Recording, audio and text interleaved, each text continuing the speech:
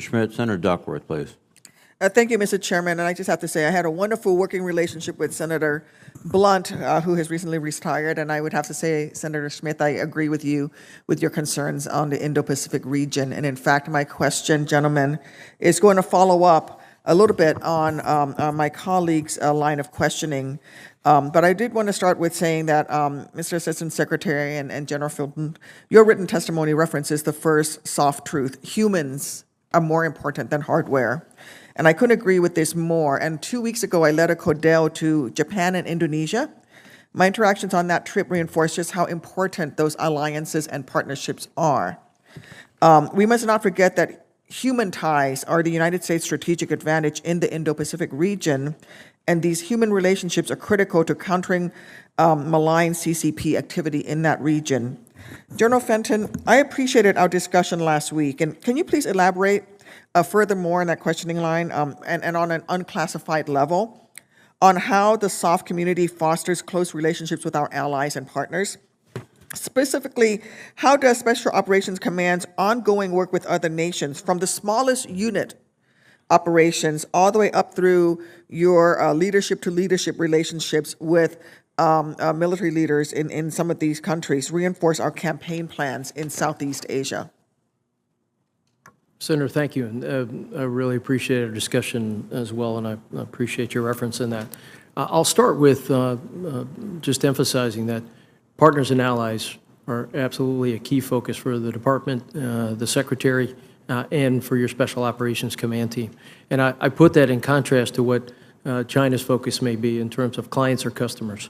We're about partnerships. We're about friendships. We're about the power of many to make us all stronger. And I think we see that in the way that we approach. Firstly, your Special Operations team, as you mentioned, we start very, very much from a perspective of it's in our training and in our schoolhouses to work through these, because we recognize it's the speed of trust. It's the speed of relationship in many ways with partners and teammates around the world. You'll see us at a very tactical level, and I won't mention any countries, and certainly Senator could talk more in a closed session. You'll see us at a tactical level doing events like training, shooting, jumping, driving, building capabilities that use the tools that this committee has honored us with. I think at an organizational level, we'll be showing folks how we've grown ourselves in the 20-plus years of combat, what it meant to weave in technology, how we understand gathering of intelligence, how we understand mission-type orders.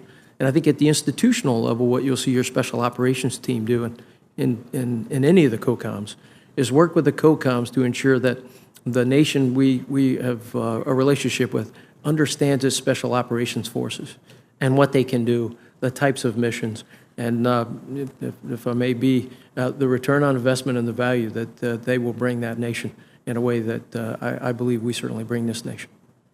Thank you, General. Turning now to General Nakasone.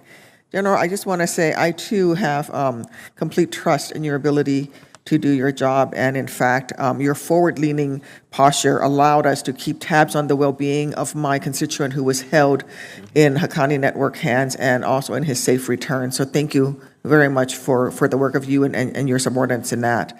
I want to talk about the cyber domain. Of course, it has no boundaries. I include legislation in fiscal year 2021 NDAA authorizing DoD to establish a pilot program to enhance the cybersecurity of our allies, and in particular, the readiness of military forces of Vietnam, Thailand, and Indonesia. And this year, I plan to expand that program to include Malaysia and the Philippines. Could you elaborate on specifically why the cybersecurity of our allies and partners is important for U.S. overall, U.S. national security, and if possible, can you comment on the value of direct engagement with our overseas partners to help build their cyber skills and how that is important for our own national security? Certainly, Senator. I think that there's no better example than Ukraine. We've watched this now for over a year. We're a very capable partner that was able to raise their level of cybersecurity, was able to fend off a much larger foe. But it's not only that, it's also the ability for us to share information with that partner. We want to be able to share our information in the future, and being able to share information in cyberspace means that you have to have an assurance that the partner can secure your information.